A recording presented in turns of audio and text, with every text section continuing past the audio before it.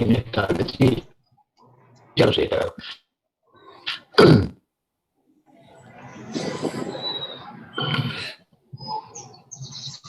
No se le escuchó nada, profe, lo que estaba diciendo.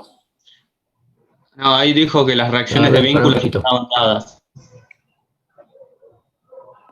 Las reacciones de vínculo se calculan con las ecuaciones. Es decir, la reacción de vínculo en B se va a calcular tomando momentos con respecto de A.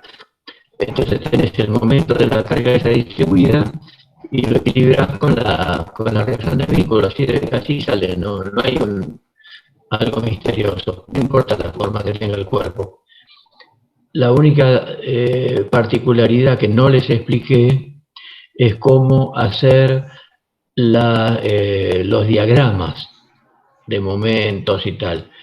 Como no está pidiendo diagramas el ejercicio, lo podrían resolver perfectamente. De cualquier manera, no se asusten, que cosas tan así estrafalarias no les voy a preguntar. Ah, bueno, mejor, listo. Igual, por curiosidad, nosotros tenemos puntualmente la duda que le voy a marcar ahí. ¿Por qué multiplica la altura vertical para sacar, para llegar, bueno, al resultado necesario para obtener este momento final, que es 60 kilonewton? Nosotros suponemos que está tomando la altura vertical porque coincide con el número, pero bueno, tal vez no es así.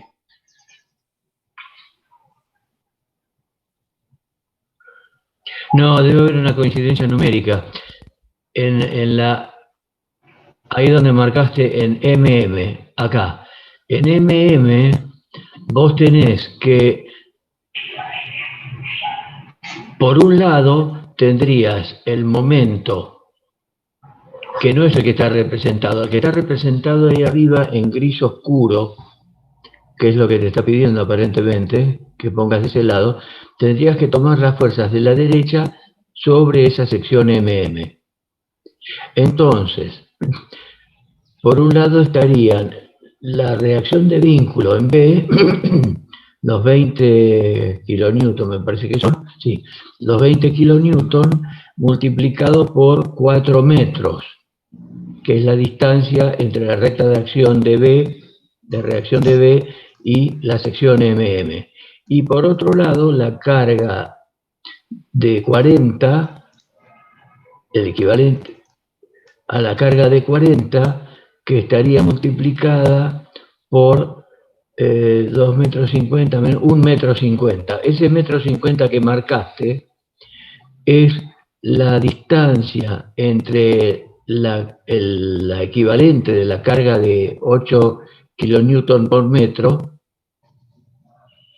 ya distribuida, por el brazo de palanca hasta la sección MM, que da 1,50, no es que sea la altura. Ya me parecía. Por supuesto que eso está para mostrar cómo resolver un ejercicio por el lado complicado, porque lo lógico, lo práctico, digamos, no lógico, lo práctico hubiera sido decir, bueno, tengo 20 kilonewton de la reacción RA, lo multiplico por 1 metro y tengo 20 kilonewton, chao, se acabó, 20 kilonewton metro. Solo que se estaría actuando en forma horaria y el que va a estar actuando sobre la cara negra, es decir, viniendo de la derecha, tiene que ser entonces antihorario. Claro. Perfecto. Listo. Muchas gracias. Por nada. ¿Alguien más quería preguntar algo sobre este ejercicio o si no lo saco? No, sobre el ejercicio no. Listo. Profe, nosotros estuvimos hablando con Blanco y nos dio un aproximado de fechas. No sé si habló usted. No me dijo nada todavía, a ver. Que van a ser del 30 de noviembre al 16 de diciembre. Ahora, nuestra pregunta es, ¿usted va a tomar resistencia un día, física otro día? Normalmente tendría que ser así, claro. Muy bien. Eso lo arreglo después con el señor Blanco, pero entiendo que sí, porque son dos materias diferentes y no sé si les permiten dar dos exámenes el mismo día. No, igual de todas maneras sería conveniente uno por día, en lo posible. Y para ustedes, sí, yo no tengo problema. Es decir, es más, preví que iban a ser 2 días diferentes. Muy bien. Yo quería hacer una consulta, profe. Ahí le comparto la pantalla y usted para que vea. Dale.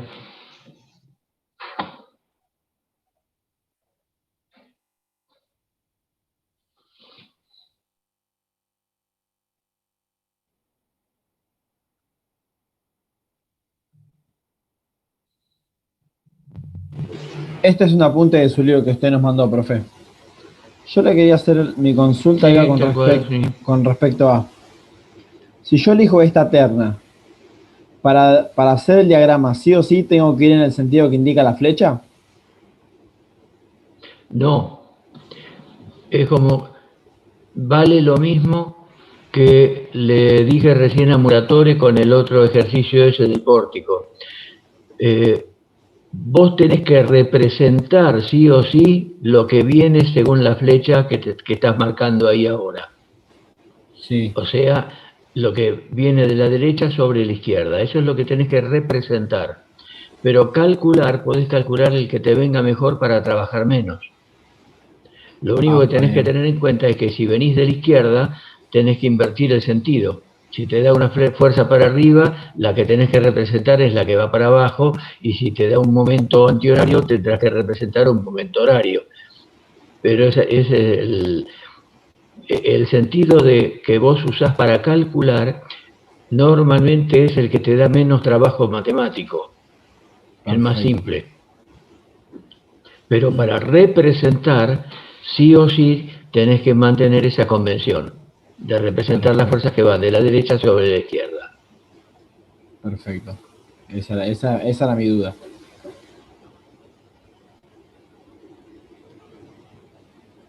Gracias.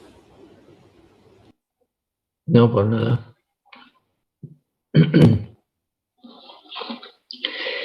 ¿De física no tienen ninguna consulta?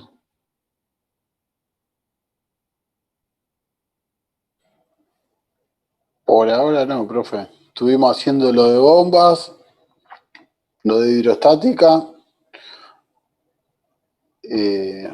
Inercia a lo mejor hay que repasar un poco más. Bien. Yo tengo algo para comentarles o para preguntarles. Así que voy a iniciar video para mostrarles un dibujito. Muy bien.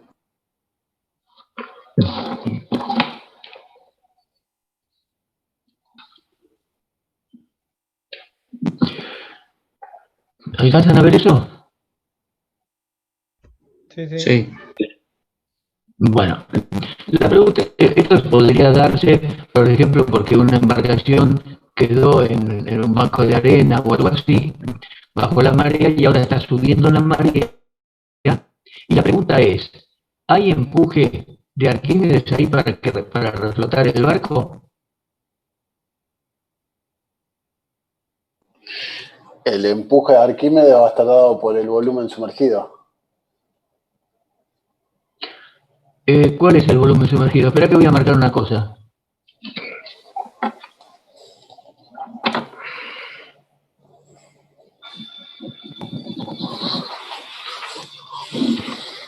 El volumen sumergido va a estar El volumen sumergido, ¿cuál dirías que es? ¿Para dónde lo tengo acá? entre la línea de flotación y la Tierra. Acá, ¿por dónde más? De la línea de flotación hasta que se encuentra con la Tierra. Después lo de abajo es tierra, no está sumergido en agua. Claro, lo otro está sumergido en tierra ahí. De ahí para abajo está sumergido en tierra o barro o arena o lo que sea. O sea, sería O sea que el empuje estaría dado por esto, a ver si te interpreto bien.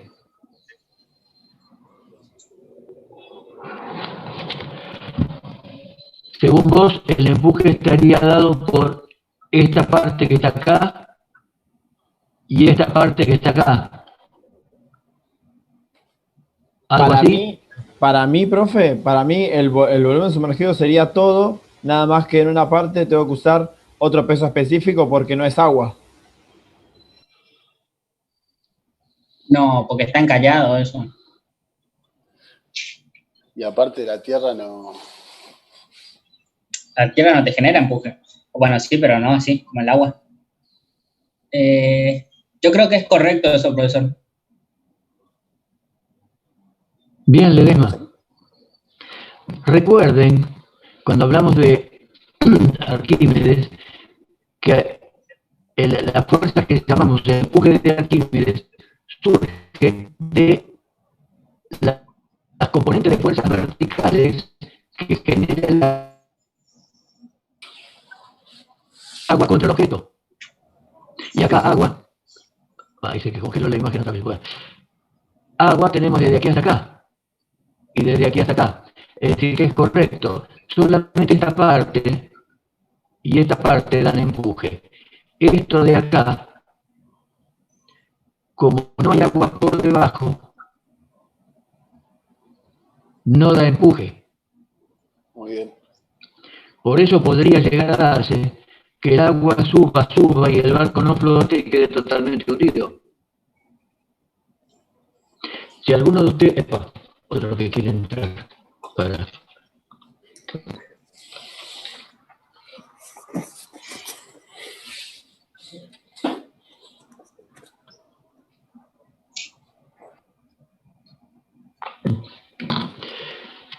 Si alguno de ustedes vive por la zona del delta o anduvo por el delta, habrá visto que a veces se da el caso de que un pontón, estas cosas rectangulares, esas cajas de zapatos que se usan para muelles flotantes, esas cosas, quedan apoyadas en el fondo con una bajante y después cuando vuelve a subir el agua no alcanzan a tener empuje porque como los costados son verticales y el fondo es plano, no hay agua debajo y entonces directamente queda bajo el agua cuando vuelve a subir. Yo me he encontrado con algunas cosas de esas, no sé si a ustedes les ha pasado. Tengan en cuenta siempre que para que haya empuje de Arquímedes tiene que haber agua por debajo, si no, no hay empuje de Arquímedes. Eso es fundamental. Fíjense que la forma corriente, normal de hablar, cuando se habla de una embarcación que quedó varado, dice que el fondo, sobre todo si es barro, lo está chupando, que lo chupa. No es en realidad que lo chupa. Se dan dos cosas. Una, que es la de que, como estaba ahí en el dibujito, le falta empuje. Es decir, no hay empuje, no es que esté chupando, es que no está aportando empuje porque no hay agua debajo. Por eso fíjense que los buzos y los sistemas de salvamento, cuando tienen que reflotar algo así, lo que hacen es con lanzas, con chorros de agua a presión, o como sea, antes no había eso, había que escarbar, se hacen canales por debajo, en la zona, digamos, lo que sería ahora la zona que quedó clarita, por ahí, se hacen canales para que el agua empiece a entrar por debajo y aunque sea poca agua, si está en contacto con la de afuera, ya está generando presión y ayuda a aumentar el empuje hidrostático. El otro factor que ayuda a, digamos, a justificar el hecho que se diga que el banco de la arena chupan el barco para abajo, es que hay un factor de fricción que genera una fuerza de fricción que cuando intenta empezar a moverse lo está frenando. Es decir, el empuje de Arquímedes en ese caso no solo tiene que compensar el peso, sino que tiene que vencer la componente de fuerza de fricción. Por eso a veces, inclusive... Un ejemplo Sí. muy burdo de eso sería como cuando estás caminando con hojota y en el barro y se queda como achuponada, ¿sería? A la hojota que se queda abajo. Sí, ahí es ahí es un problema de fuerza de fricción. Es la fricción del barro con el cuerpo.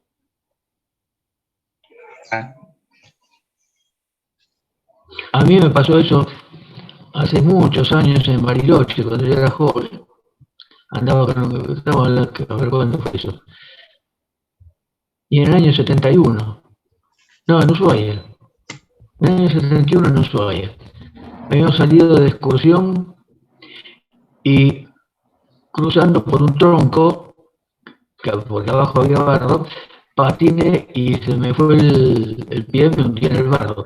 Y cuando saqué el zapato, pero la suela totalmente desprendida, había quedado agarrada solamente de la punta del taco. Pero quedó como la de los payasos en el circo, el zapato. Por suerte alguien tenía o encontré un pedazo de hilo y sal y me até con eso el zapato para poder volver al buque.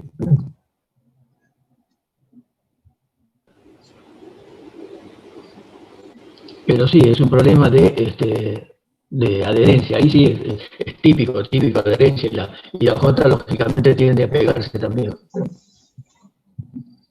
Profe, ahí se entendió más. Gracias. ¿Sí? ¿Algo más? No. No. Ya que estamos con el tema de resistencia, fíjense este otro.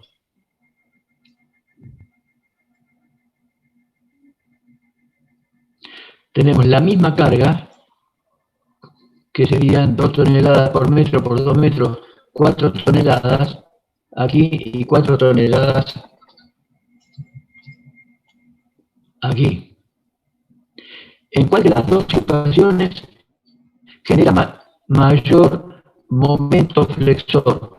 ¿O en los dos casos va a dar lo mismo? En el 2 genera mayor momento de flexión. En el 2. En el 2, profe, en el de la derecha. ¿Por qué? Fuerza por distancia. Porque es más larga la viga. ¿Por qué más larga la viga? Muy bien. Ahora, en cuanto a las fuerzas de corte, las reacciones de vínculo, ¿cuánto valen? En este caso y en este. 2 toneladas. La mitad de lo que sería lo que dé la fuerza puntual del cuerpo. Claro, entonces acá teníamos 2 por 2, 4, así que tenemos 2 toneladas y 2 toneladas. Y aquí tenemos 4 toneladas en total, así que tenemos 2 toneladas y 2 toneladas. Perfecto, fíjense que la carga esta generó las mismas reacciones de vínculo. Es decir, que los esfuerzos de corte van a ser iguales. Los momentos no, porque los momentos dependen del largo. Pero los esfuerzos de corte van a ser los mismos. ¿Estamos de acuerdo? No. Sí. Sí, profesor. Independientemente del largo, esto es importante, independientemente del largo de la viga, el esfuerzo de corte depende de la reacción de vínculo, no depende del largo de la viga. Si la viga es cortita, supongamos que la fuerza está concentrada, que no fuera distribuida, tuvieron 4 toneladas. Aquí y 4 toneladas concentradas aquí. Los esfuerzos de corte serían iguales, ¿no? Serían 2 toneladas, Sí. llega hasta acá del medio, baja, está diciendo el diagrama, y las otras toneladas. Y después acá otra vez. Sube el diagrama, 2 toneladas, hasta el medio, baja 4, sigue con acá y cierra con 2. Es decir, que las fuerzas de corte no dependen de la longitud de la viga, solamente dependen del valor de la reacción de vínculo. Pero el momento de acción sí depende y mucho de la longitud de la viga. Está clarísimo que ustedes dijeron bien que en este caso el momento flexor es mucho mayor que en este.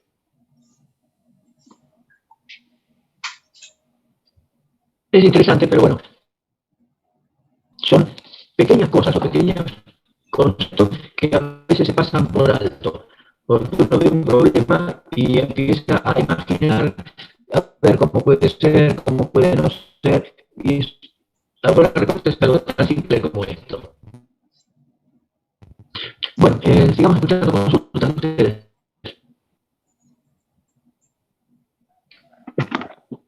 Profe, yo tengo una consulta sobre el tema de metalúrgica. No sé qué va a tomar todo el apunte que mandó.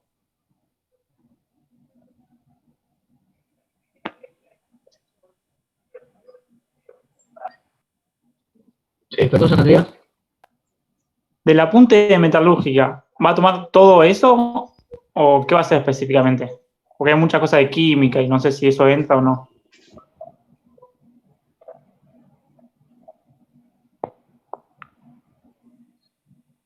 ¿De qué tema? Metalúrgica. Ah, de la parte de metalurgia, sí. Es que no voy a tomar nada que no hayamos comentado nada. Es decir, en el apunte estoy seguro que hay temas o hay cosas que no hemos llegado a dar en clase. En la última hora hoy nos vamos a dedicar solamente a metalurgia. Entonces, las dos últimas.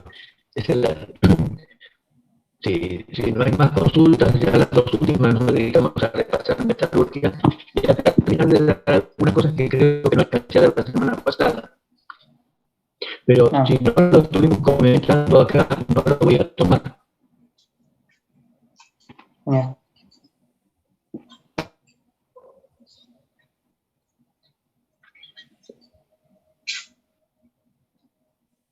Por ejemplo, a ver, acá tengo una. Esta es la pregunta a los de tercero que tenían el repaso de metalurgia. No, nada, lo tenemos que hablar hoy. Me estaría adelantando. No pasa nada. Bueno, listo, nada. No dije nada.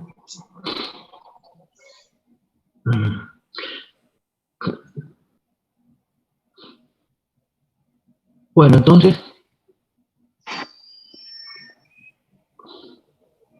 Yo no tengo ninguna duda por ahora, profe. Yo por momentos, todavía no. Venimos repasando lo que ya vimos. Física, eso.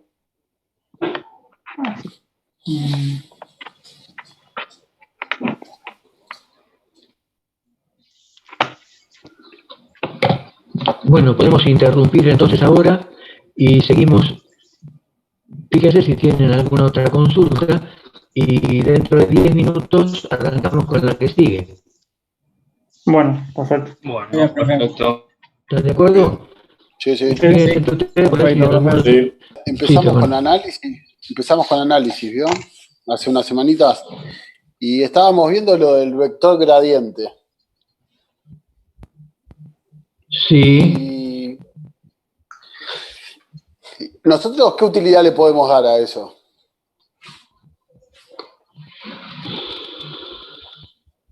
Y mira, hay varias cosas.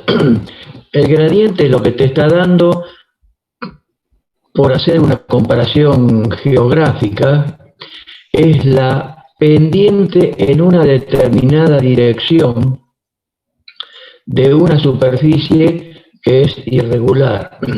Por ejemplo, si vos te enfrentás a una colina, tenés la posibilidad de subir, digamos, perpendicular a la base, con lo cual te vas a cansar más, a menos que quieras hacer montañismo, porque es más empinado.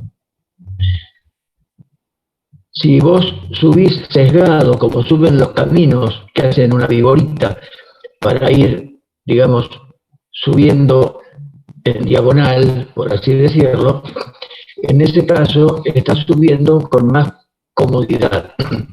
Si lo expresaras matemáticamente, la pendiente en una dirección muy alta y la pendiente más suave en otra dirección, o sea, esas derivadas parciales, te van a estar dando una idea de si va a ser más rápido el cambio o menos rápido el cambio, de lo que sea.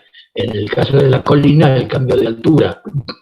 Eso es el gradiente, te está expresando matemáticamente la rapidez de cambio en una determinada dirección.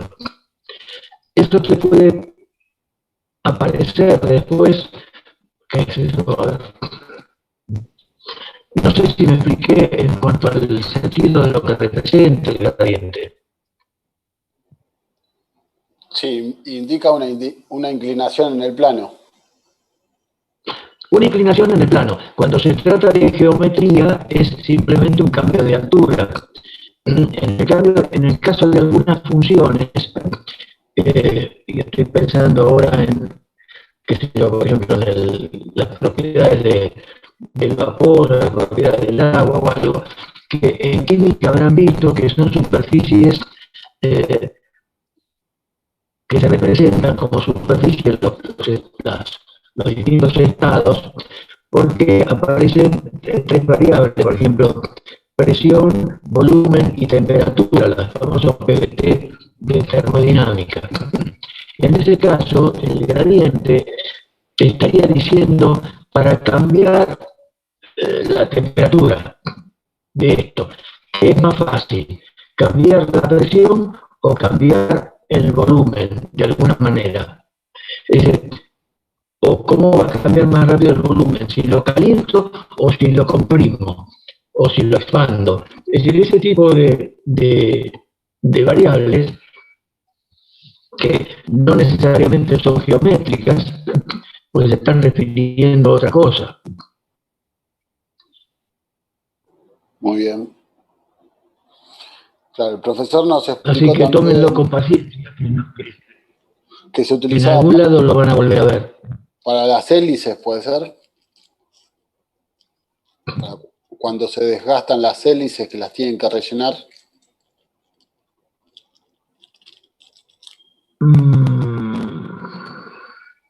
No, ahí no, porque ahí no hacemos cálculos matemáticos, simplemente rellenamos.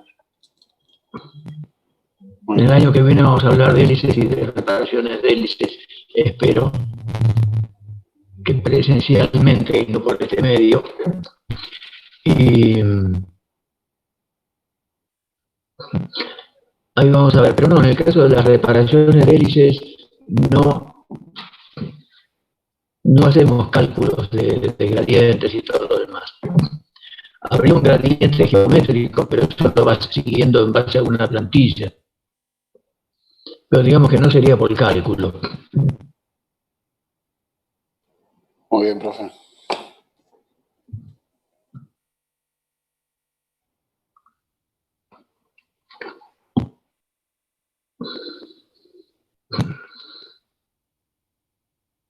¿Algo más? Y cuando yo multiplico esa gradiente por un versor, geométricamente, ¿qué significa? Que estarías analizando el cambio de pendiente en la dirección del versor. Ah, perfecto. Porque es un producto escalar lo que estás haciendo.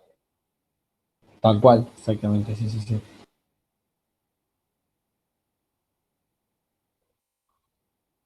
Sí, sería decidir si me voy por el lado de las presiones o me voy por el lado de las temperaturas.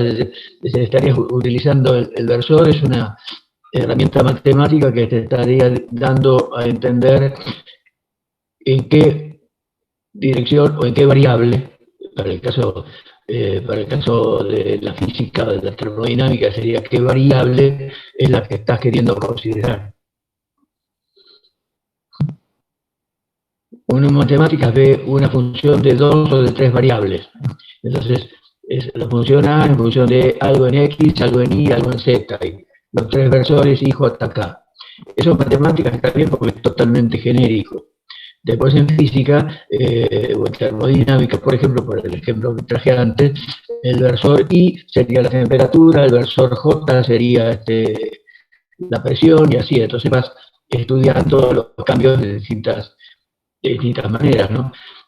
Eso sería fundamental para, por ejemplo, en el caso de Termo, para trabajar con computadoras y hacer programas de computadora.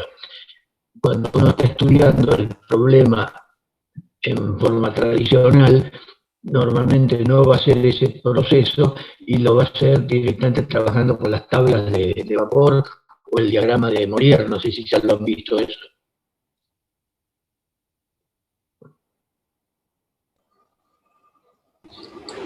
Sí, Sí, algo digo, profe. ¿Le suena a Morier?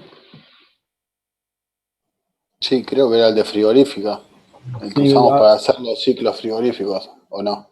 Se utiliza, en realidad se utiliza tanto en ciclos frigoríficos como en ciclos de vapor.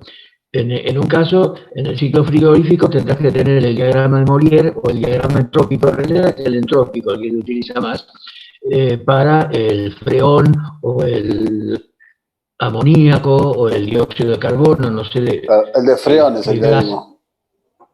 Bueno, es lo mismo. Hay otro para el amoníaco y hay otro para el dióxido de carbono, que son los 3 gases que se utilizan. Hay otro más ahora que se utiliza nuevo en lugar del freón también, que no sé cuál es. Creo que es una variante. Siempre son productos de clorados o algo parecido a eso.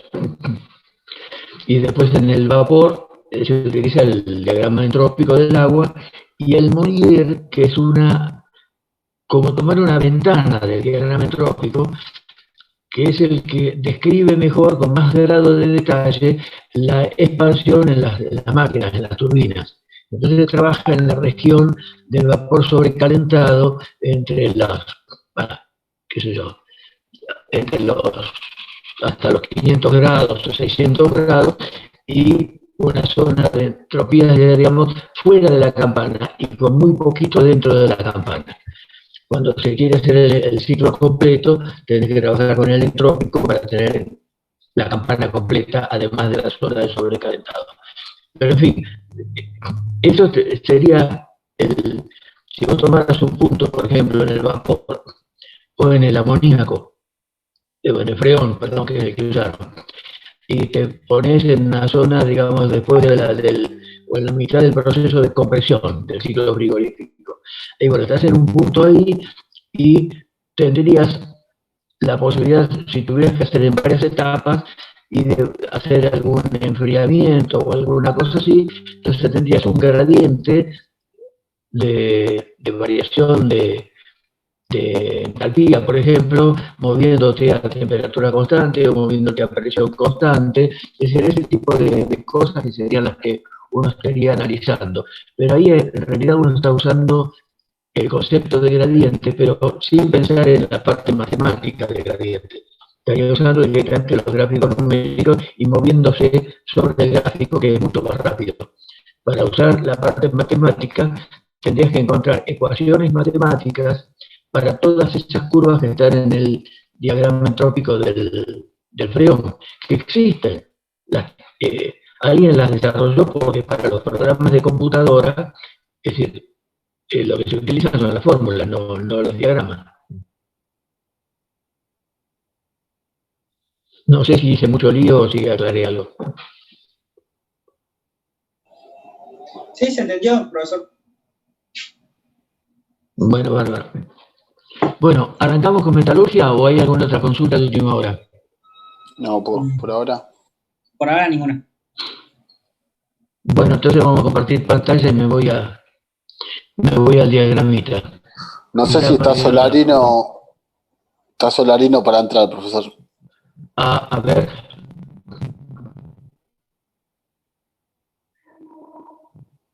Ay, qué lío que hice.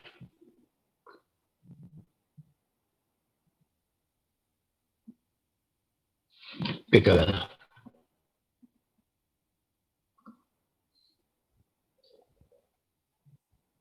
¿Dónde está? Deja de compartir pantalla.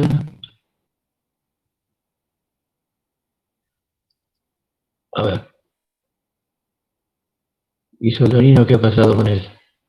No lo veo. No, estaba entrando, pero por otro link. Estaba entrando desde la primera clase. Ahí la avisé. A ver, espera. Entonces no comparto pantalla, pues después me hago lío. Voy a esperar que aparezca de vuelta.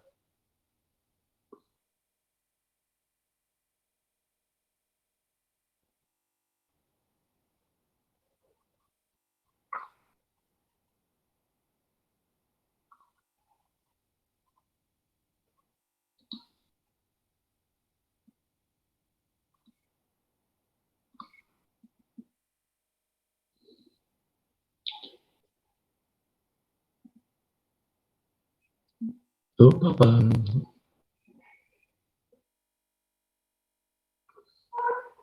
No pasa nada, se perdió. Ahí le envía el link. A ver si entra. Ahí ingresa, profe. Ahora está por ingresar. Ahí está.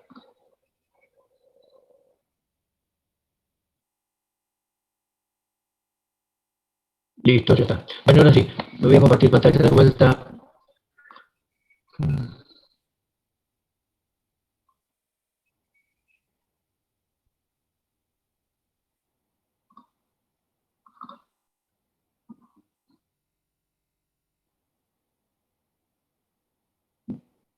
Bueno, ¿la tienen a la vista ahí? Está cargando. Todavía no está cargando. Ahí está. Ah, sí. Ahora sí. Básicamente es la misma que ya habíamos estado viendo, solo que le hice algunos agregados. Me voy a borrar el...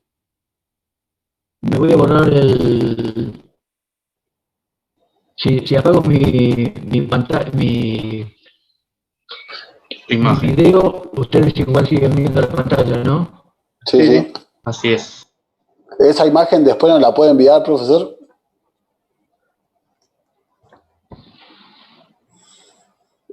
Sí puedo. Después les mando el archivo completo. Igual algunas cosas estuvieron viendo. A ver, vamos a ver, voy a mover un poquito. Seguro habíamos alcanzado a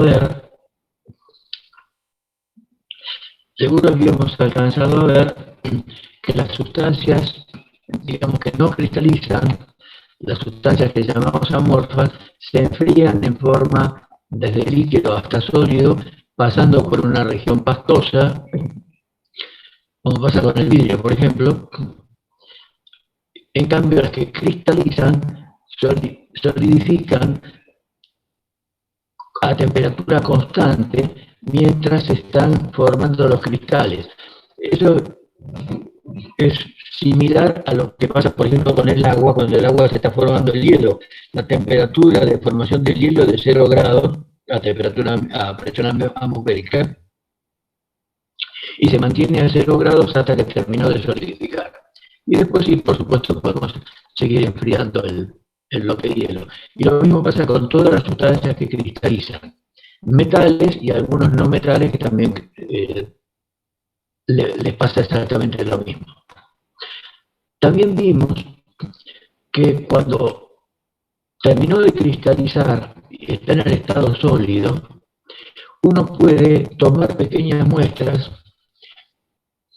Normalmente se las pone dentro de una matriz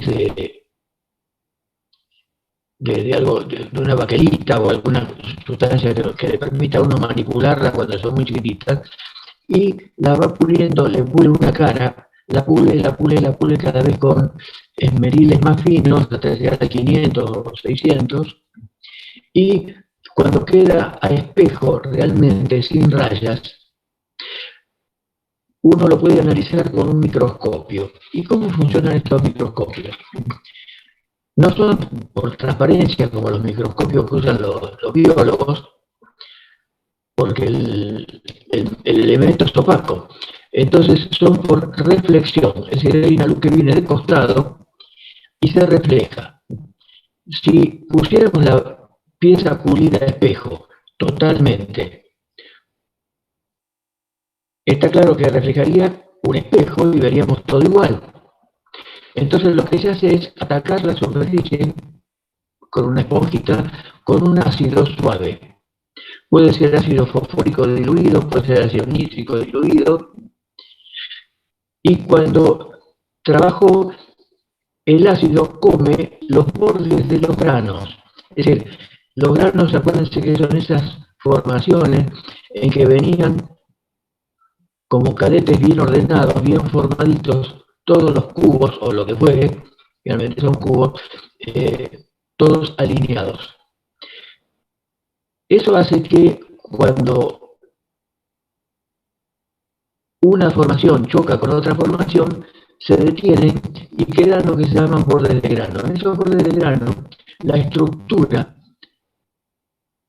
es un poco, está un poco alterada, porque evidentemente hay fuerzas intermoleculares, interatómicas, que difieren porque perdieron esa regularidad que tenían dentro de la estructura cristalina dentro de cada cristal.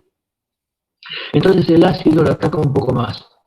Como el ácido ataca, esta parte atacada queda rugosa. Y como queda rugosa, dispersa la luz y uno la ve más oscura, que son esas líneas más oscuras que están dibujadas por ahí. Entonces, si tuviéramos un componente puro, por ejemplo, plomo puro, o cobre puro, o estaño puro, o carbón puro, carbono puro, si lo hiciéramos, o cualquier cosa que cristalice, veríamos los distintos granos y estas líneas, pero más o menos básicamente todo dentro del mismo valor. Puede ser alguna ligera diferencia de tonalidad, debido a que aleje de esos cristales, de esas líneas de cubos, que no sean coincidentes, entonces reflejan un poquito distinta la luz. Pero básicamente me daría algo así. Si la sustancia que tenemos que para analizar es de dos componentes, y no quiero calentarle la cabeza poniendo 3, 4 o 5 componentes, pero trabajemos con dos para entender cómo viene la mano. Con dos componentes veríamos un componente, el gris, y otro componente, el amarillo, y los granos de amarillo y los granos de azul estarían separados. Puede ser también que alguno de los componentes cristalice con esos granos, pero que esos granos tiendan a formar como agujas. Entonces tendría un aspecto así. Ahora, y vuelvo a este gasdor, es una sustancia en la cual los dos componentes, el gris y el amarillo, al estado sólido, cristalizaron cada uno por su lado. Es decir, no son solubles al estado sólido. Entonces, los amarillos se agruparon con otros amarillos y los grises se agruparon con otros grises. Ahora, si esos mismos dos componentes, que al estado líquido, por supuesto, está todo mezclado, los átomos, pero el estado sólido tiene la capacidad de compartir la red cristalina, es decir, que no son totalmente inseparables, totalmente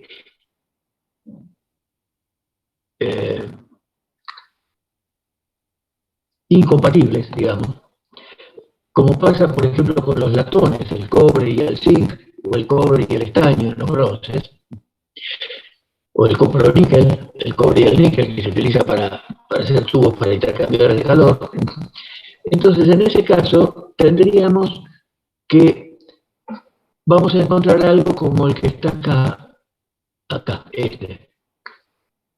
en el cual podríamos llegar a lo sumo a encontrar distintas tonalidades, porque los cubitos que los millones de cubitos que están acá en este grano tienen un poco más de cobre y un poco menos de zinc que los millones de cubitos que están formando este otro grano, que tiene un poco más de zinc y un poco menos de cobre. ¿Qué puede pasar? Eso lo vamos a ver enseguida. Cuando va solidificando, la composición química que uno eligió cuando estaba en el estado líquido, esa proporción se cambia un poco. Entonces, cuando empiezan a solidificar, unos tienen más cobre y menos zinc, y otros tienen menos cobre y más zinc. Esto suele desaparecer automáticamente durante el proceso de enfriamiento, si es lento, porque si el enfriamiento es lento, da lugar a que se vayan homogeneizando, porque estos dos que se llevan tan bien juntos, tratan de igualar las proporciones. Entonces, este le pasa un poquito de cobre a este, o este, mejor dicho, este estaría pasando un poquito de zinc a este, y así se van homogeneizando. De modo que finalmente encontraríamos una composición homogénea y muy poca diferencia de tonalidad. Pero básicamente cuando uno mira el microscopio se puede encontrar con alguna cosa parecida a esta. Y otras que vamos a ver luego. ¿Cómo vienen hasta acá? Más o menos me voy dando a entender. Sí, profe. Hasta ahí sí lo voy entendiendo, sí. Ahora, yo, por ejemplo, el cable cuando lo sueldo con estaño, cuando yo lo quiero estañar, no agarra. Y cuando sumerjo en ácido, sí agarra el estaño. Sí, eso es porque está la superficie oxidada o sucia con grasa. Cuando lo metes en el ácido o en el fundente que viene con la varilla en el reciclo estaño, el fundente que viene adentro, tiene por misión desengrasar y limpiar y desoxidar. Ah, muy bien. ¿Y si no tengo ácido, con qué lo puedo hacer, profe? Con una lija fina y un poco de paciencia. Ah, está bien. Dejarlo bien meridado o bien raspado y no tocarlo después con los dedos. Ah, está bien, perfecto. Bueno, acá están los dos tipos de diagramas que resultarían. Acá le agregué, no sé si habíamos alcanzado a ver esto, por lo menos así que está completo. Entonces utilicé dos ejemplos que son clásicos en todos los libros, de dos componentes, plomo y antimonio, que son totalmente insolubles al estado sólido, es decir, no se pueden ni ver. Y los representé para poder representar acá abajo con dos colores un poco distintos. Para el plomo elegí el gris y para el antimonio, que también es gris pero menos gris, elegí un tono medio bellecito.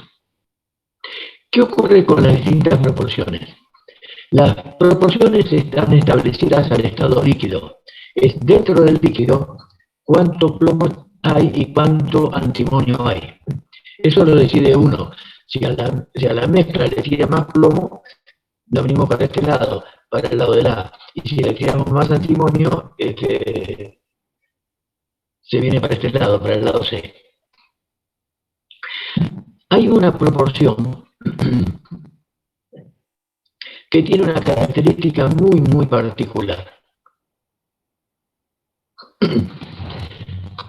que es la que forma lo que se llama un eutéctico. Pero vamos a empezar por acá, o por acá. Cuando la mezcla se viene enfriando, mientras está en estado líquido, tiene toda la misma proporción, no sé qué será, 15-85, algo así, por la ubicación. 15 de plomo y 85 de antimonio. Cuando se viene enfriando, todo tiene la misma proporción. Cuando se llega a un determinado punto, que es por debajo de la temperatura de solidificación del plomo, se empiezan a separar cristales de plomo puro. Ahora pensemos en lo que pasa con el resto. Es decir, acá donde tengo la mano marcado, en realidad tengo una sustancia que tiene dos fases, una fase líquida y una fase sólida. La que es sólida es el plomo. Pero si el plomo se está solidificando, ¿qué pasa con lo que quedó líquido? Va a tener menos plomo y más antimonio en proporción, porque el antimonio lo tiene todo.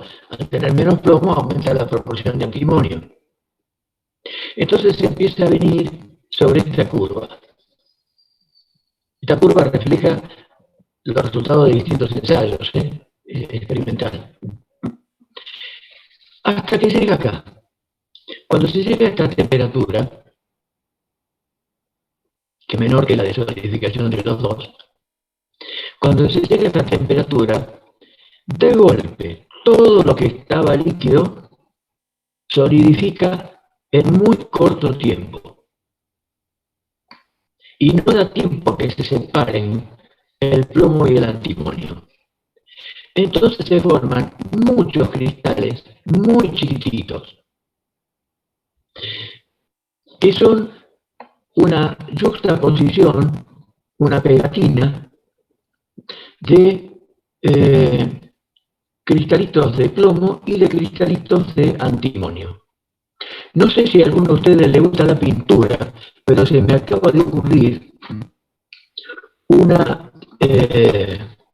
asociación con esa corriente de pintores franceses del siglo XIX, impresionistas, algunos de los cuales se dedicaban a lo que se llamaba puntillismo, es decir, que no mezclaban los colores, sino que armaban todo como si fueran píxeles, con el pincel, con la punta del pincel, de colores que visto de lejos daba la impresión de un verde, pero si uno ponía la lupa o se acercaba mucho veía que eran puntitos amarillos y puntitos azules, o puntitos blancos para aclarar. Es decir, algo de eso pasa acá. Entonces lo que vamos a ver es, a ver, voy a agrandar, a ver cómo se acerca.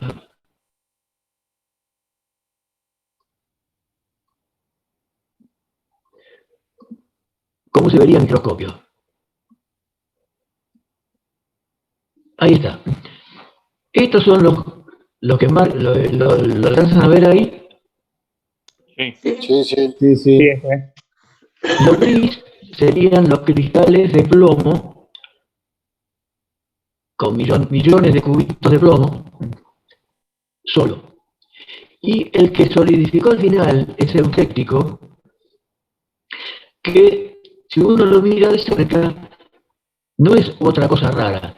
Son los mismos cristalitos de plomo y cristalitos de antimonio que, como no se pueden ver al estado sólido, no comparten la red cristalina. Cada uno forma cristales por su lado. Y entonces quedaría una cosa así. Vista de lejos, tiene una tonalidad diferente de este y parece homogéneo. Pero cuando uno lo aumenta más, se encuentra con esto. Si volvemos al diagrama de arriba y de entrada pusiéramos la proporción justa, esta, no sé, numéricamente no recuerdo ahora, creo que 20-80 o cerca de 20 o menos de 20-80, pongamos 15-85. Y supongamos que estamos justo acá. En ese caso, cuando solidifique, todo solidifica en muy breve tiempo. No es como acá, que hay un tiempo entre que este empezó a cristalizar y terminó. Desde acá hasta acá tendremos la parte esa horizontal de la curva de arriba, ese piso como cuando solidifica el hielo. Parecido. Pero acá estaríamos representando que se sigue enfriando un poco, pero le da tiempo a los granos de plomo a formarse y al resto del líquido a seguir enfriándose un poco más. Cuando viene acá, se forman todos en breve tiempo y sin cambio de temperatura, pero siguen siendo insolubles. Entonces me da una cosa toda así. La proporción eutéctica es que todo ese no va a haber cristales de plomo. Y si hubiera partido de la otra aleación con más antimonio, los que solidifican primero, los que solidifican primero son los cristales de antimonio, que empiezan a esta temperatura y se siguen de a poco cristalizando. Y mientras tanto, la parte líquida, el resto líquido que dice acá, el resto líquido empieza a cambiar la proporción y cada vez va a tener menos antimonio y más plomo. Lógico, porque los cristales de antimonio se están separando. Hasta que llegue a la proporción esta, no sé, 1585, y ahí lo que quedó solidifica todo de golpe. Entonces, ¿qué nos encontraríamos? Con una solución hipereutéctica, es decir, por encima del eutéctico, en el cual lo que tenemos son cristales de antimonio y lo que cristalizó al final, que sería el eutéctico, que no es una cosa rara. Es simplemente una juxtaposición de cristalitos de estos dos elementos, de estas dos sustancias, plomo y antimonio, que no son compatibles al estado sólido, no son solubles, entonces no comparten la red cristalina. Cuando uno habla de solubilidad al estado sólido, quiere decir que los átomos comparten la red cristalina, como pasa con la sal de mesa, el cloruro de sodio, que están el sodio y el cloro compartiendo el mismo cubito, o como pasa con el latón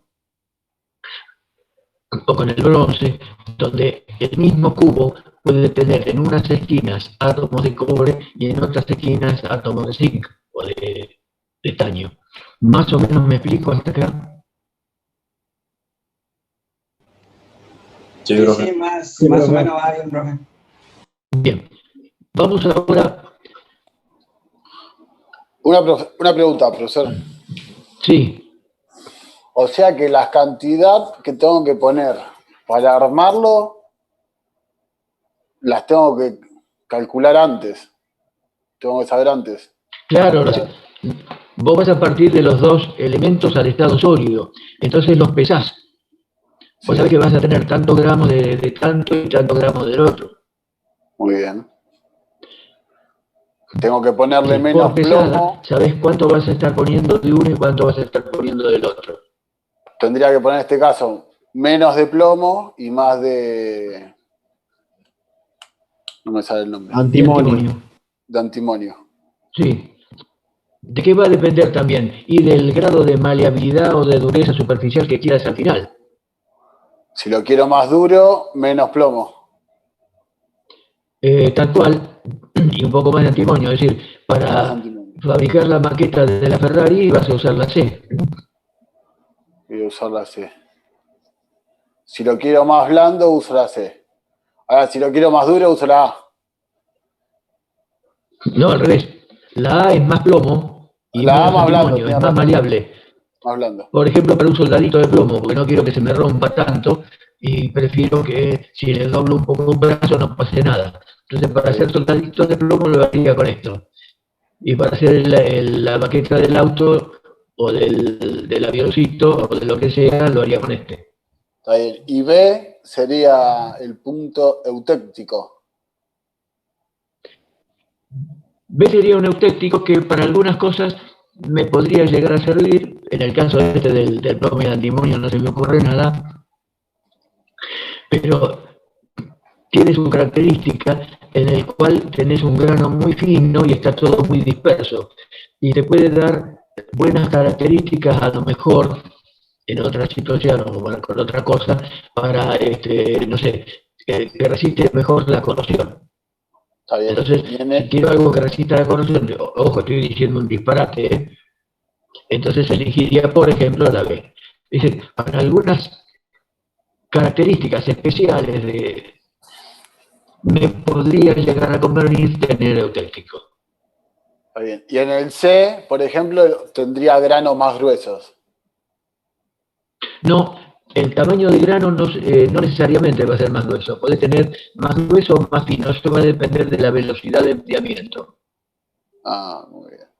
Y del agregado que puedas hacer de algún elemento que ayude a que se empiecen a formar los cristales. Por ejemplo, que pusieras un tercer elemento muy disperso, por ejemplo, no sé, a lo mejor, por decir algo, polvo de aluminio, Sí. que sí se usa en el hierro. Entonces, ese polvo de aluminio, ese aluminio disperso, ayuda a formar los cristales, a que los otros se vayan quedando dentro de eso. Ah, queda menos de un minuto. Entonces, agrego algo que ayude a afinar el grano. Ahora en la otra hora lo vemos con el tema del acero y ahí vamos a ver más o menos, por lo menos la primera parte de cómo se viene formando. Entonces agrego algo. En el acero se agrega, por ejemplo, aluminio para justamente afinar el grano, que los granos salgan más chicos. Punto donde solidifican las dos a la misma temperatura. Las dos a la misma temperatura, pero insolubles al estado sólido, o sea que se separan. Es decir, en el eutéctico los elementos no comparten la red cristalina.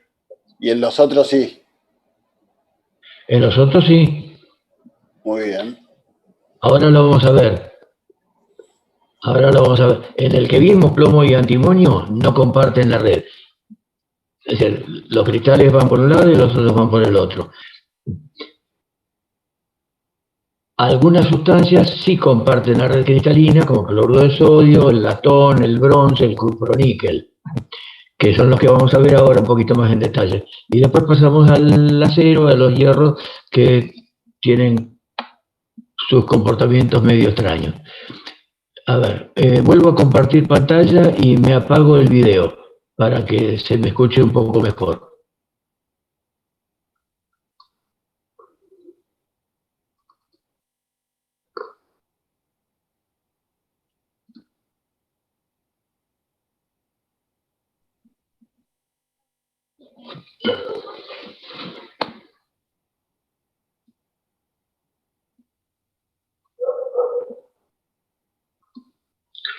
¿Lo tienen ahí? ¿Se ve? Sí. Sí, profe. Sí. Bien. Este sería el otro caso, el de los que al estado líquido, por supuesto, están juntos, y al estado sólido también están juntos, no tienen ningún problema y comparten la red cristalina. Caso típico, los latones y los cuproníqueles. El que tomé acá más o menos proporcionado a como lo encontrarían en un libro es el del cuproníquel. En realidad la banda esta es un poco más estrecha, la ensanché un poco para que se vea mejor lo que va pasando. Vamos a empezar con una solución al estado líquido. Acá más o menos 60 de níquel y 40 de cobre. Al estado líquido viene enfriándose y ¡pum!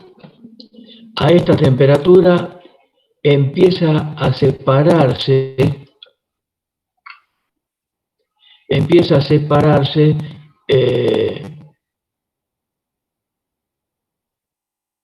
algo de níquel. Pero solidifica junto. O sea, hay cobre que solidifica y níquel que solidifica. Y solidifican con esta proporción. El resto, cuando está por acá, va solidificando, pero ahora con esta otra proporción. Porque ya parte del níquel lo largo acá. Entonces ahora lo que queda tiene menos níquel. y así. Es decir, lo que vamos a ir encontrando es que son cristales que se fueron formando en distintos momentos, estos primero, estos después, pero en todos los casos tenemos cobre y níquel. Es decir, no tenemos una separación como acá, que tiene que esperar a la auténtica para terminar. Acá se va separando. Acá también tenemos líquido, ¿eh? O sea, acá es todo en estado líquido. Acá está solidificando, pero queda líquido. Lógicamente, estos primeros cristales tienen más líquido, este líquido que va quedando acá tiene más cobre. Por eso es que lo que solidifica después va a ir teniendo menos níquel. Hasta que finalmente cuando llega acá solidificó todo. ¿Pero qué vamos a encontrar? Vamos a encontrar que todos los cristales están formados por, cada grano está formado por millones de cristales de cubos, pero en estos cubos tenemos cobre y tenemos níquel. Porque ahora sí, al estado sólido siguen siendo solubles. Es decir, el níquel se sigue disolviendo dentro del cobre. Entonces lo que vamos a tener es, como se ve acá, cristales, algunos con un poco más de níquel, otros con un poco más de cobre, pero básicamente como predomina el níquel frente al cobre, estamos de este lado de la mitad, tenemos más níquel que cobre, el color que se ve es amarillo, esencialmente amarillo. Cuando me voy a otras soluciones, como la B o la A, en la cual tengo más cobre y menos níquel, el proceso ahora es el mismo, no hay estas cosas raras de separación que teníamos acá. Solidifican y al estado sólido no tienen ningún problema en compartir los cubitos. De modo que cada grano contiene millones de cubitos que tienen millones de átomos de cobre y millones de átomos de níquel. No están separados, segregados, están todos juntos. Pero como esta partimos de más cobre y menos níquel, se lo ve más rojizo al microscopio. Y a simple vista también. Y si hubiéramos partido con esta otra proporción, tendríamos con más rojizo todavía. Pero en todos los casos, encontraríamos, ampliando mucho, que tendríamos granos donde en cada grano tendríamos cristales que tienen cobre y níquel, no cobre o níquel, como acá. Acá es plomo o está antimonio, y acá en la auténtica es plomo o antimonio, pero no y. En los granos. ¿Más o menos se entiende la diferencia entre estos dos? Sí. Sí. Es decir, el cromo níquel. El cromo níquel es el que se utiliza, por ejemplo, para bulones de tapa de cilindro. No, este es cuproníquel, cobre y níquel. Ah, cobre y níquel. Ah, tiene razón. Es un latón. Ahí. Este es más rojizo y este más amarillento. El otro. Está bien. El cromo níquel, en realidad, no sé si el cromo níquel se utiliza solo. Lo que suele haber es aceros, los de hierro, con cromo y con níquel. Pero no sé exactamente a qué te estás refiriendo ahora. No, está bien. No, era cobre y níquel. Yo pensé que era cromo níquel. No, está bien. No, esto es cobre níquel, pero tu pregunta también es válida. Vos hablaste de tapas de, no sé, ¿qué comentaste? Sí, de tapa de cilindro, los bulones. Tapa de cilindro. No.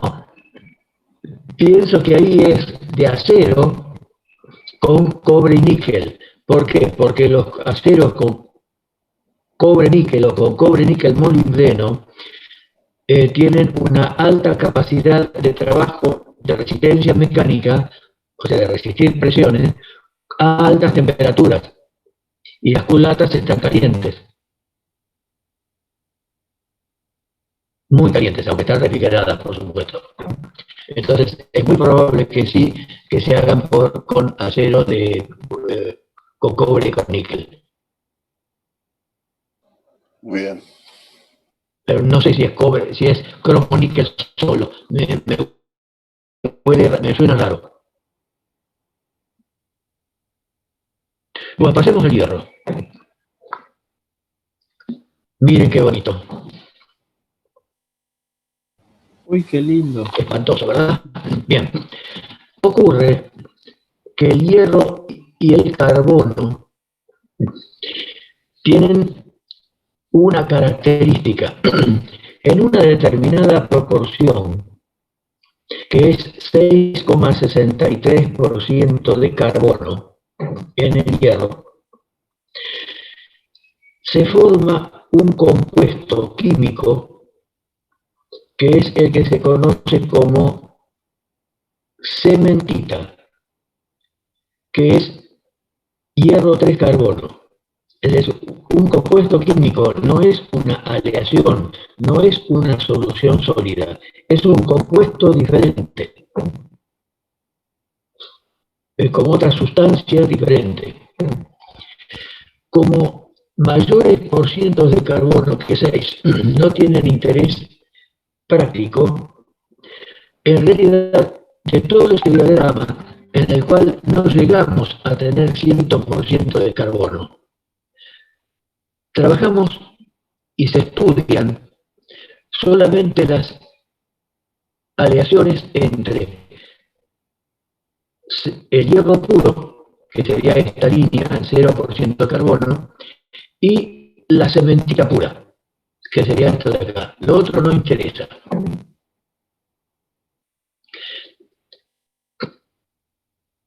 Los valores estos reflejan la realidad para tener una idea de proporciones. La cementita solidifica a 1550, el hierro puro a 1528. Ahora, ¿qué ocurre? Acá pasan varias cosas. En determinada rango de proporciones pasa lo mismo que con el plomo y el antimonio. Se puede llegar a formar un eutéctico con 4,4, por ahí 4,43 o una cosa así, de carbono. Es decir, si aquí tenemos una masa líquida de hierro líquido y 4% de carbono 3, cuando solidifique, automáticamente va a pasar como con el plomo y el antimonio, que forman la eutéctica. Esa eutéctica, que está acá designada por la letra L,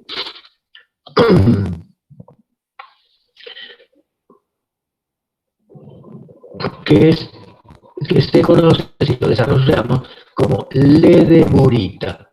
Lo siento mucho, la técnica esta del hierro y de las aleaciones hierro-carbono de los aceros tienen montones de nombres raros. La mayoría porque corresponden al nombre, a veces latinizado, del descubridor.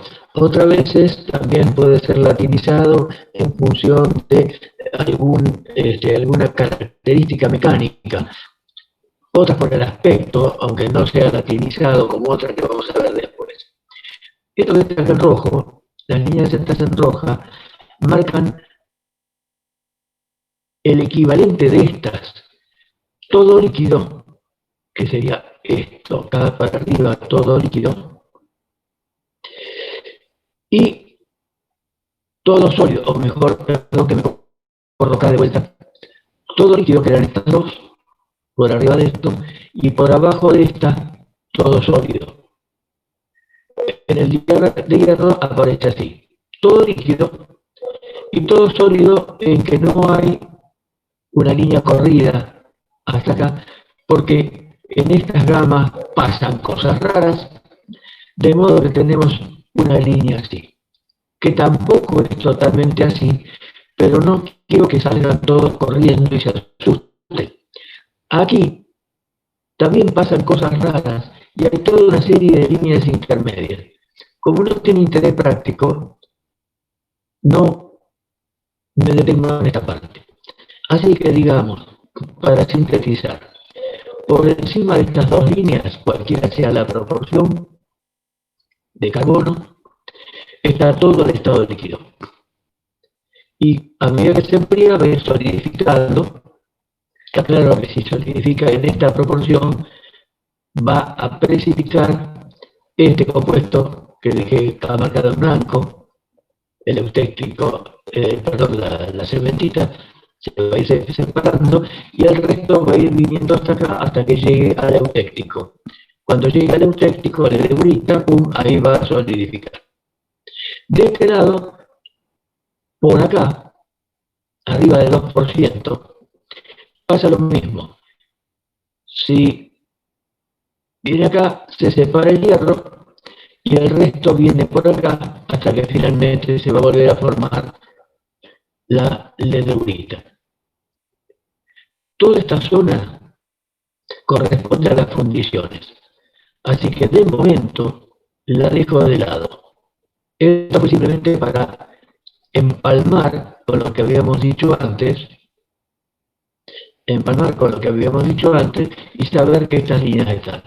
Pero lo interesante pasa acá, menos de 2% de carbono. ¿Qué ocurre? Pasan cosas raras. ¿Por qué? Por características propias naturales del hierro. Cuando el hierro solidifica a estas temperaturas altas, es hierro cúbico de caras centradas. Un cristal relativamente grande con buena capacidad para retener el carbono. De modo que lo que tendríamos acá es un hierro que se va enriqueciendo de carbono y que cuando está por debajo de esta línea, por acá, está totalmente solidificado, porque estamos por debajo de esto. Pero totalmente solidificado, pero tiene una composición, una estructura química cúbica de caras centradas, con capacidad de retener, fíjense, casi hasta 2% de carbono. Es una barbaridad. Ahora, ¿qué ocurre cuando esto se sigue enfriando?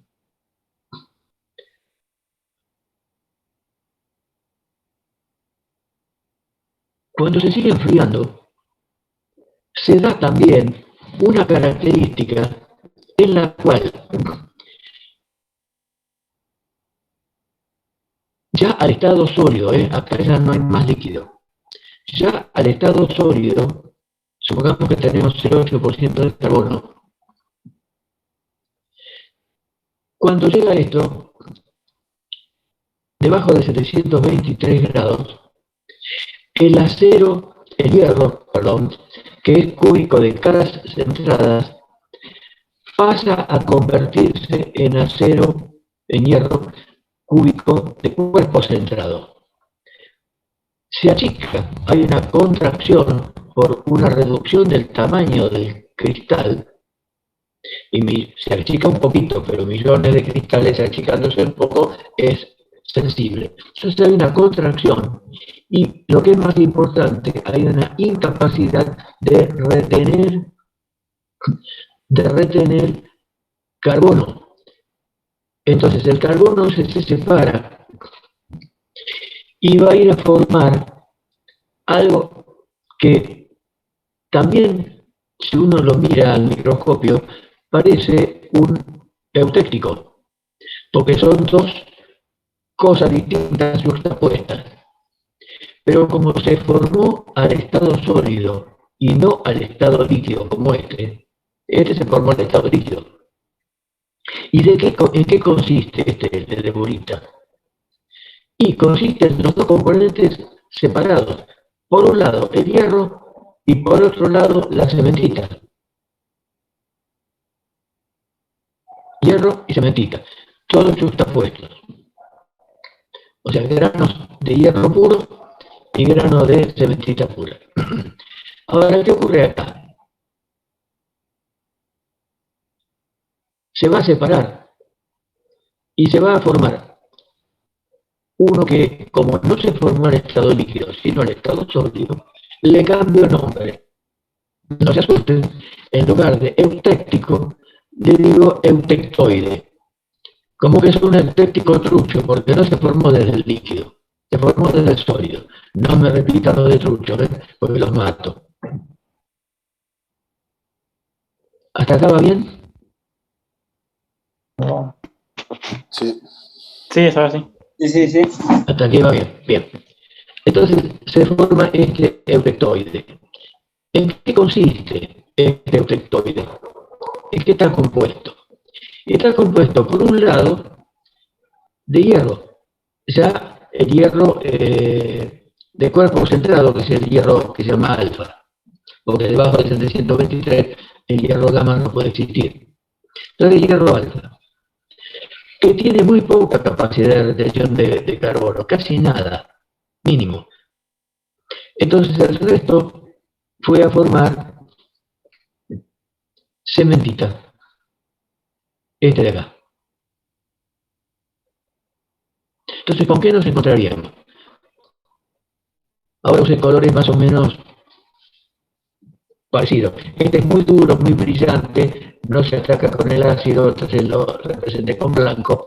Este es casi blanco, lo representé con gris para poderlo reconocer acá. Entonces, este eutectoide lo vería más o menos así, como al microscopio tiene un aspecto medio irisado, como el de una perla, lo bautizaron perlita. Pero si lo ampliamos, y lo voy a ampliar,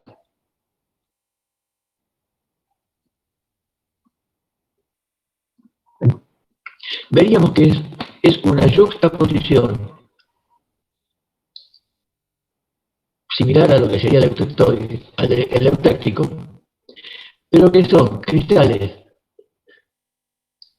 de hierro puro, o prácticamente hierro puro, hierro alfa, ferrita se llama, que serían los grises, y los blancos, que serían la cementita, que no es un compuesto, una solución de hierro y carbono, es un compuesto químico diferente, es una sustancia nueva, que llamamos cementita, que es el carburo de hierro, hierro 3 carbono, que son los blancos. Los negritos, las líneas negras, son esos bordecitos de grano que fueron más atacados por el ácido. Entonces veo una cosa así. Esto sería lo que podría observar yo con un microscopio. ¿Alguna pregunta antes de que siga? No. No. Bien. No esperen entender esto de entrada, tiene sus bemoles. Ah, bueno, me quedo más tranquilo. Porque los nombres son bastantes. Sí, no, esto es para que reviva, porque ya deben estar todos desparramados en las sillas. Ahora, si solidifica por acá, o solidifica por acá, es decir, con distintas proporciones, se da algo parecido a lo que se daba con el plomo y el antimonio, que empiezan a, si vengo por acá, empieza a separarse cementita, y el resto sigue hasta que llega a la composición química del 0,8% de carbono y termina de solidificar como perlita. En realidad no termina de solidificar, dije mal, porque ya está todo en estado sólido. Se sigue enfriando, pero se separan los cristales, así. Si veníamos por este lado, por acá, donde tengo la manito, la ven la mano detrás, ¿no? Sí. Sí. Ah, bien. Entonces, si vengo enfriando por acá, se va a separar ferrita y el resto se va a ir enriqueciendo de carbono, Lógicamente, ¿por qué? Porque la ferrita no almacena tanto carbono como el dialogama, que se llama austenita. ¿Por qué? Y porque habrá sido un inglés de apellido Austen que lo descubrió. Entonces quedó como austenita. Y no se le ocurrió nada, era hierro, hierro, fierro, fierro, bueno, ferrita. Entonces acá se separa ferrita hasta que termina separándose la ferrita. Casi todos los aceros que usamos están por acá, por esta zona.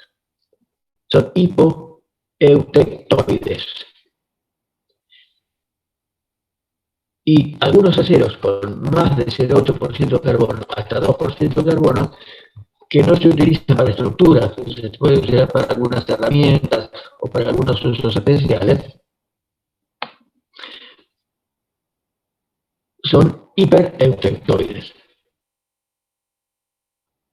Es lo mismo que acá con la fundición. La fundición es hipereutéctica o hipoeutéctica o eutéctica. Y acá tendríamos aceros eutectoides con 0,8% de carbono. En realidad es un poquito por ciento más, es 85, 87, 88% de carbono. Pero para redondear ahí puse 0,8. Así que si tiene menos 0,8 es hipoeutectoide, si tiene más es hipereutectoide. Si tiene 0,8, 0,85 nos vamos a encontrar con esto. Ahora, si es hipoeutectoide, nos encontramos con una estructura bastante maleable que podemos conformar, que sería algo así. A ver. Agrandé acá. Entonces, cuando se cambió la estructura cristalina, los cristales de austenita o hierro gamma fueron liberando carbono, que se fue apilando donde pudo, hasta que finalmente, al llegar a la temperatura esta de 723 grados, termina de agruparse y como no puede mezclarse porque la ferrita y la cementita no son solubles, es como el plomo y el antimonio, no son solubles, terminan formando cristales cada uno por su lado. Si fuera un acero con más de 0,8 hasta 2, entonces cuando viene acá, enfriándose, se separa. Cementita, sí. Se separa y se forma acá al estado sólido. Son cosas raras, pero bueno, es así la naturaleza que vamos a hacer. Algún día, si llego al cielo, le podré preguntar, yo sé por qué lo hiciste así, pero por el momento, salvando la distancia, no puedo preguntarle nada. Así que me lo aguanto y lo acepto como viene. El carbono que sobra se combina con algo de hierro, porque no es soluble. O está metido ahí intersticial, ocupando lugar en la red cristalina, como pasa con la austenita, que el carbono está disuelto, pero como después va a cambiar acá, se combina directamente. Entonces forma carburo. Entonces va a ir como cementita. Entonces lo que voy a encontrar acá es que se forma cementita. Se formó acá. Como no se formó acá arriba, en algunos libros y en algunos trabajos van a ver que lo llaman cementita secundaria. Porque se formó en estado sólido, no en estado líquido. Esta de acá sería la cementita primaria. Y esta cementita secundaria, pero es la misma cementita. Se formó después. La diferencia que sí puede haber es que no tuvo tiempo de crecer tanto el grano y van a ser cosas más chicas. Entonces, ¿qué vamos a encontrar acá? Que se formó cementita, que es esta que está acá. la blanca. Y el resto se siguió enfriando.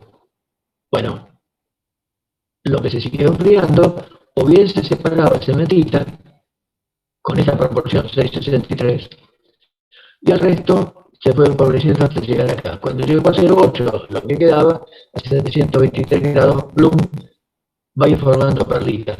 Entonces, lo que voy a ver cuando lo miro acá a temperatura ambiente, ojo, todo esto que están acá, lo que miramos en microscopio es en frío. Lo que voy a ver acá a 20 grados o 18 grados es la cementita que se separó acá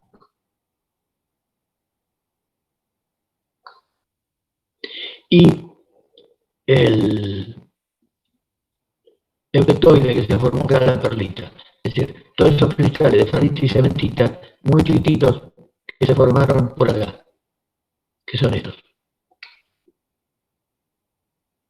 Este sería el resultado de un acero hipereupectoide. Esta línea, que es acá de 723, me está indicando igual que esta, que por acá abajo, lo siento muchachos, no hay solución sólida. O tenemos un compuesto o tenemos el otro. Y acá debajo de esto, debajo de esta línea, o tenemos hierro, casi sin carbono, casi ferrita, que es casi sin nada de carbono, y todo el resto va a aparecer como cementita. Es más barato de hacerlo también. No sé si es más barato, porque depende de la proporción que hayas usado. Si en realidad para fabricar, cuando mezclas y pones más carbono, te venís de este lado. Si tenés menos carbono, venís de este lado, al estado líquido. O sea, eso lo decidís vos, cuánto carbono vas a tener. Pero requerís menos temperatura. ¿Perdón? Requerís menos temperatura para fundirlo, digo. Uno funde a los 910. No, pero es marginal. No, pero a 910 no fundís, ¿eh? Ahí solidifica. Error ahí, error gordo. Debajo de esta línea, es todo al estado sólido. Estará al rojo. Lo podrás martillar para fabricar una herradura. O para fabricar un cuchillo, una espada, no sé, lo que quieras hacer. O una reja de una casa. Lo tenés al rojo. Pero está sólido, no está líquido. Debajo de esta línea no hay nada, ni una gota de líquido. Está todo en estado sólido. Lo que tenés son distintas temperaturas. Ahora sí, por supuesto, para tratamientos térmicos o cosas por el estilo, la temperatura me puede influir para el cambio de la ferrita a la austenita. Entonces, ahí sí, evidentemente vamos a tener distintas temperaturas, pero podría servirte, por ejemplo, para tratamientos térmicos. Si yo quiero templar, este no templa, las aleaciones de menos de 0,4% de carbono no templan, tengo que ir a 0,5 para arriba, 0,45 sería el límite. Para templar tengo que llegar a la austenitización completa. El temple es eso. Me queda aquí un poco minuto, bueno, no importa, lo dedico a esto. El temple implica que vos tomás, lo calentas por encima de esta línea para que todo se forme austenita. Es decir, este proceso del enfriamiento se revierte y los cristales de cementita y todo se disuelve todo. Si el carbono se va a disolver y vamos a tener solamente austenita. Todo hierro, gamma con el carbono disuelto. Cuando querés templar, lo enfrías suficientemente rápido como para que no se produzca la separación del carbono, de modo tal que te queda a temperatura ambiente después una estructura de cristales de hierro alfa, pero con todo el carbono adentro, lo cual le da una gran dureza y una gran fragilidad. Pero es una condición inestable, si se quiere, porque fue por un enfriamiento rápido que no dejaste que la naturaleza actuara. Entonces, es una solución sobresaturada de carbono en hierro alfa. ¿Pero por qué? Y porque no le diste posibilidades de separarse. No le diste al carbono la posibilidad de combinarse con el hierro para formar carburo de hierro, para formar cementita. Esa es la estructura templada, que tiene mucha dureza, pero como es muy frágil, después se le hace un tratamiento de revenido para que en parte ese carbono vaya a formar cementita, pero que se separe del hierro un poquito. Entonces ahí tenés la estructura de templado y revenido.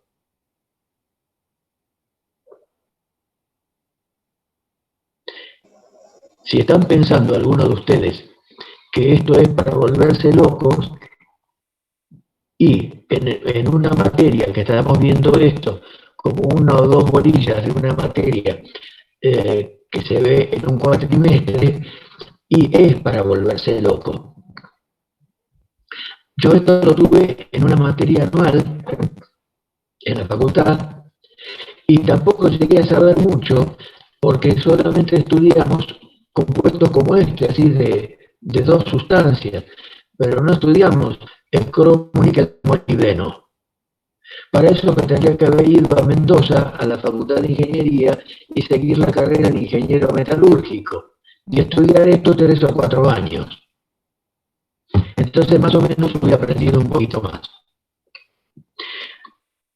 Todo esto que tenemos es simplemente una muy pequeña base para entender cómo es que se forman los metales y las aleaciones al estado sólido, y ver después cómo influye esto básicamente cuando tenemos que soldar, qué fenómenos aparecen cuando soldamos y por qué la estructura cambia de características mecánicas, y por qué la zona de la soldadura y las zonas próximas a la soldadura se ven afectadas por el calor, y porque empiezan a pasar este tipo de cosas.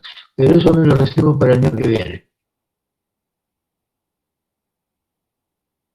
Bueno, está bien. Bueno, muy bien. Bueno, muy bien, solo con una resignación. Lamentable. No queda otra, profe. Ahora después les mando el dibujito completo por mail. Sí, por favor. Tengo que ver cuánto pesa, creo que no pesa demasiado. ¿Qué? Bueno. Que por favor nos envíe el dibujito por mail. Sí. Alguna cosa creo que alguno por captura de pantalla ya al principio lo habrá hecho, pero les mando el dibujo completo. Muchas gracias, profe. Bueno, buen fin de semana para que todos. tenga buen fin de semana, profe. Gracias, igualmente, profe. Iván, Hasta la semana que viene.